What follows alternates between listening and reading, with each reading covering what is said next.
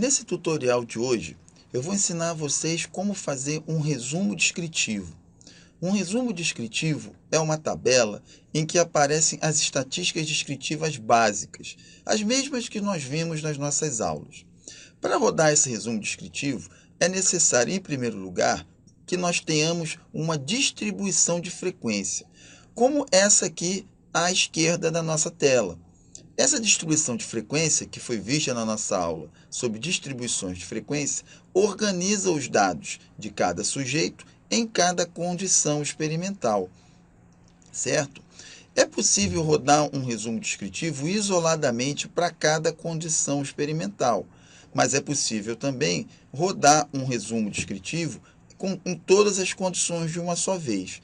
Para isso, essa distribuição de frequência aqui à nossa esquerda tem que ser transformada nessa distribuição à direita, onde as condições experimentais ficam todas em uma coluna, vejam, uma embaixo da outra, e os dados correspondentes ficam numa única coluna também. Então, é como se transformássemos essa distribuição, né, nessa daqui, sendo que cada condição experimental com seus respectivos dados vai sendo colocado embaixo da outra. Muito cuidado nessa transformação para não colocar os dados na posição errada, porque aí vai gerar um resultado equivocado. Para rodar um resumo descritivo, nós usamos o software Action, que é disponível no site www.portalaction.com.br. O Action é um software que faz uma interface com o pacote estatístico R, também conhecido como R. O Action facilita o acesso a vários comandos do R, e mantendo o mesmo nível de confiabilidade e precisão. O Action pode ser baixado gratuitamente numa versão teste de 30 dias e pode ser adquirido por meio de uma licença ao valor aproximado de R$ 180. Uma vez que você tenha baixado e instalado em seu computador, ele aparece como um item no menu de opções do Excel. Então, uma vez que ele esteja instalado, basta clicar sobre ele e vai ativar todos os seus comandos e funções. Para a função resumo descritivo, é necessário clicar em Estatística Básica, a opção Resumo Descritivo, e aparece essa caixinha de diálogo aqui. Na opção Dados de entrada, basta colocar os dados que estão na coluna dos dados. Basta, então, selecionar os dados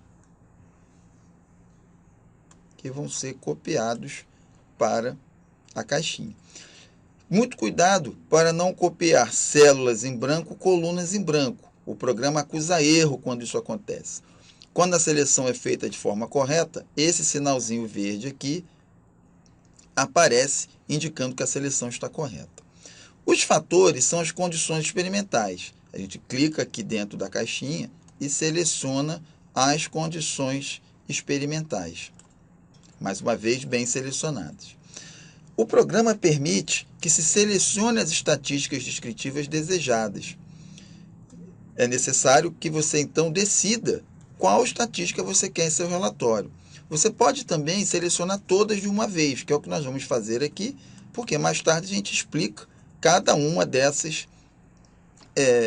estatísticas aqui.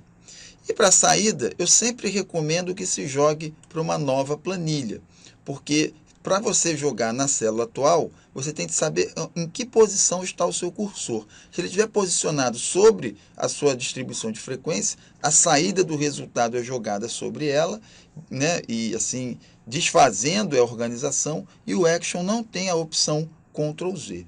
Então, atentem sempre a jogar os seus dados para uma nova planilha. Feito isso, basta clicar em OK, e nós temos aí um resumo descritivo. Fica uma tabelinha comprida assim, mas fácil de entender. Aqui na primeira coluna nós temos as condições experimentais, que foram 4, as mesmas que tem na planilha original. Temos o valor mínimo, que é o valor mais baixo observado em cada uma das condições. O primeiro quartil, que como vimos na nossa aula sobre medidas separatrizes, é aquele valor que indica que 25% dos dados estão abaixo dele e 75% dos dados estão acima dele. Nós temos a média em cada condição, temos a mediana de cada condição. Temos também a trimédia. A trimédia é uma média na qual valores altos e baixos são excluídos. Você pode definir que percentagem dos dados você quer excluir para o cálculo da trimédia. Essa trimédia aqui foi calculada com o valor default do programa, que é o de 0,1. Isso significa que os 10% dos dados mais altos e os 10% dos dados mais baixos foram excluídos do cálculo. O terceiro quartil é o valor que vai colocar os dados 25% acima dele e 75% abaixo dele. Ok? Então, ele divide ali sendo o terceiro quarto dos dados. Esse é o valor máximo, que é o valor mais alto observado em cada condição experimental. A soma dos valores obtidos em cada condição experimental. Essa soma quadrática é esse valor elevado ao quadrado, e a soma quadrática, elas são importantes para determinadas estatísticas descritivas. O desvio padrão da média é o mesmo que o erro padrão. O que seria esse desvio padrão da média? Se essas condições fossem, com essas condições que fossem extraídas várias médias, e se tirasse então a média dessa média, nós teríamos esses valores aqui como desvio padrão. Esses valores, então, são necessários para se calcular a margem de erro do experimento. Aqui nós temos o desvio padrão de cada condição. Lembrando que o desvio padrão é uma medida do quanto os dados se afastam da média. Ok? Um desvio padrão muito alto indica dados com uma grande variabilidade, desvios padrões baixos indicam dados com pouca variabilidade.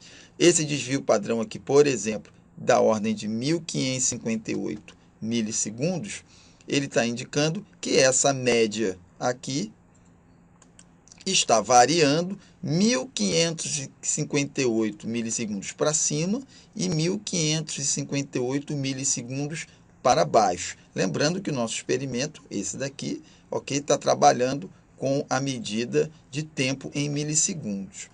Nós temos a variância é o desvio padrão elevado ao quadrado, da mesma forma que o desvio padrão é a raiz quadrada da variância. A variância está medindo, junto com o desvio padrão, a variabilidade, a dispersão dos dados. O coeficiente de variação é o coeficiente de variação de Pearson, e ele é uma medida em percentuais do quanto que os dados estão dispersos em relação à média. Então, esse valor aqui, por exemplo, está me indicando que os dados estão variando cerca de 33%, né, em relação à média, o que, pela tabela vista na aula sobre dispersão, sobre medidas de dispersão, indica uma dispersão alta. Nós temos aqui agora a assimetria. A assimetria é o formato da curva, se ela está tombada à esquerda ou à direita. Repare que todos os valores são positivos, indicando então uma assimetria positiva. E na assimetria positiva, valores muito altos puxam a média para cima e fazem com que a curva tombe para a esquerda. Então, essa simetria aqui está dizendo é uma simetria à direita. A média está superestimada para cima, porque valores altos estão puxando a média para cima, e aí nós temos a simetria positiva com valores altos, os valores numéricos delas são altos, então indicando que esses dados aqui estão fortemente assimétricos e, com isso, a nossa média está superestimada. Já a curtose é uma medida do achatamento da curva. A curtose positiva indica uma curva em formato de bico, bem aguda, com as caudas muito próximas à média. Já uma curtose negativa indica uma curva achatada, com caudas longas e média baixa. Então, vejam que em todas as condições experimentais apresentaram-se, são vistos valores negativos. Isso indica que os dados, a curva está achatada, certo? Com uma grande variabilidade dos dados, uma grande dispersão dos dados em relação à média. Assimetria positiva com valores altos e curtose negativa são prejudiciais para a análise estatística posterior. Prejudiciais no sentido que torna-se mais difícil fazer a inferência com dados com uma dispersão muito grande, com curvas assimétricas e com curtose acentuada.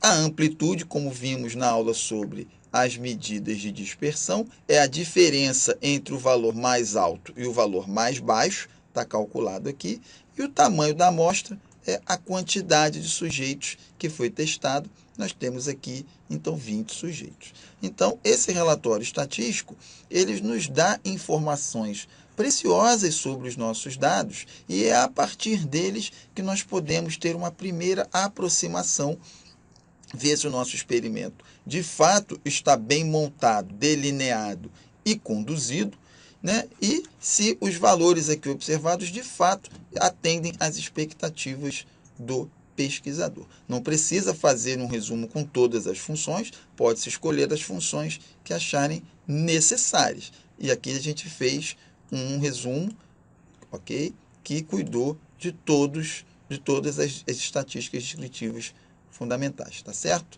Então, a gente se encontra nas aulas do nosso curso e a gente espera que esse tutorial tenha sido útil para vocês. Eu vejo vocês na aula. Um abração e até mais.